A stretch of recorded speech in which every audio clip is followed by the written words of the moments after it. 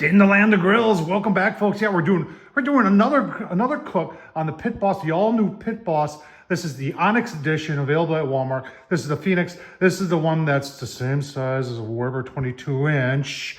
Runs on pellets. It also runs on charcoal. And Tom Horsman at YouTube has figured out how to run pellets and charcoal all together. And you're saying, what's the advantage of that?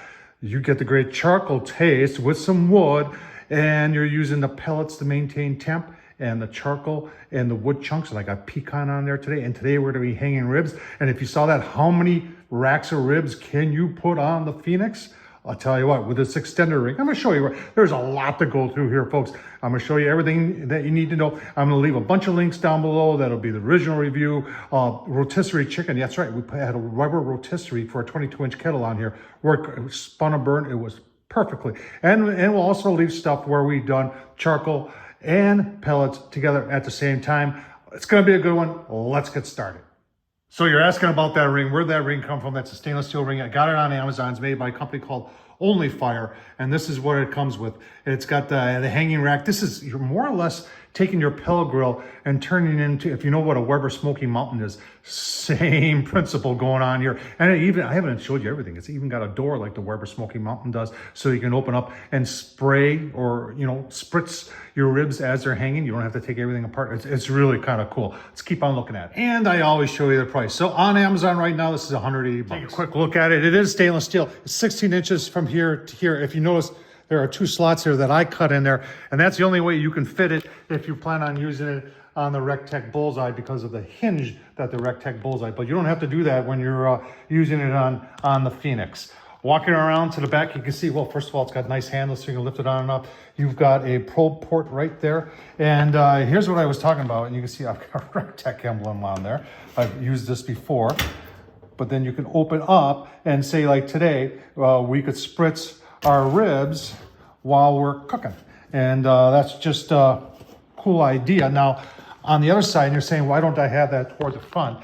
Well, because today I want to monitor temps too, and I did put a temp probe on it, and it's on this side right here. So I wanted the opposite side of the temp probe that's on the pellet grill, just so I can see what the temps are. All right, some of you may be saying, hey, that's a Weber kettle lid. Why are you using that? So we got to talk about the positioning of the hanger, the rack that goes on here.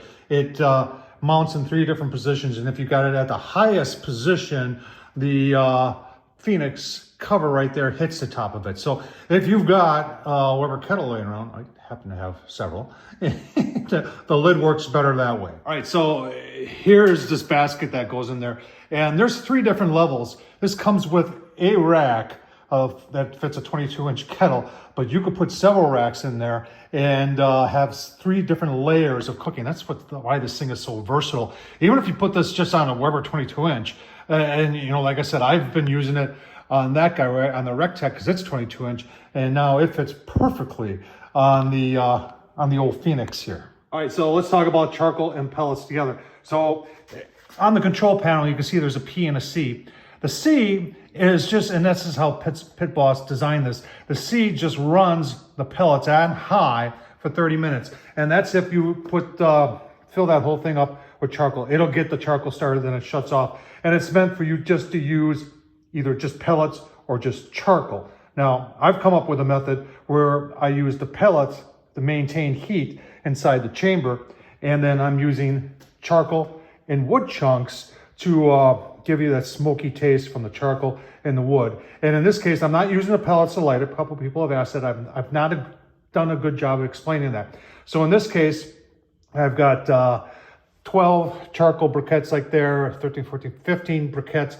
I've got a Weber wax cube in the middle. I'm gonna light that, and that's what's gonna light my charcoal. And then it'll snake method go that way, snake method going that way. And at the same time, get these chunks of pecan and give me some nice smoke to my ribs. I tell you what, let's go take a look at the ribs, get this fired up. Right, 2 racks of baby back. In fact, I wanted to do 3. I thought I had 3 in the freezer, but I didn't. I only had 2. And taking off the silver skin off the back. It does come with hangers, but I'm not using those. I'm using the ones from the Pitboss cooker. But the ones they give are a little bit small, and I like to go 2 bones down before I hook them. And the ones they give you, you can't really, well, you could, but you'd have to chain them together. And then Have you ever tried this stuff? I used to get this at Sam's Club, but now they sell it at Walmart. It's really good stuff, and it's perfect on ribs. All right, so while we're waiting for the charcoal to get going here, answering the question, how many racks of ribs could you hang? So I honestly believe you could get 3 in there, 3 here, 3 here, and then I'm thinking at least a dozen. And if you got creative, I think you could even do more. All right, ribs are on, smoke's rolling. I've been playing around with the controller a little bit. We'll talk about that when we're done here because I'm still trying to figure out some things. I did bump it up to 250 and it seems to like the whole 250. Remember, this is not a PID controller on there, and we'll explain those things as we go along. If we take a look at the backside here, which is higher, we can see we are running 225 there. Let's take a look on the inside. So I have not looked on the inside yet. You see our charcoal is burning and our ribs are hanging, and we got some nice smoke pouring out of there. So we'll just get this back in there like that. And I'm gonna let this be for about an hour and a half, and we'll come back and take a look, see. Wondering the vent setup. I had it full. Pillow girls like to breathe, but I bumped that down to half. And if you're wondering, that's a K code Weber, and then this kettle top here is from 1988. All right, so sometimes you just need to let things be. I went for my walk before I left. I set it back down to 225, and look at that, it's at 225. It just needed extra time to dial itself in and heat that space up. Remember, this is quite larger than what it was designed for. Over on this side, you can see we're running over 250. So I have not taken a look at the ribs yet. Let's take the top off so we can get some light in there and give you a look-see. Oh man, talk about color. Look at that.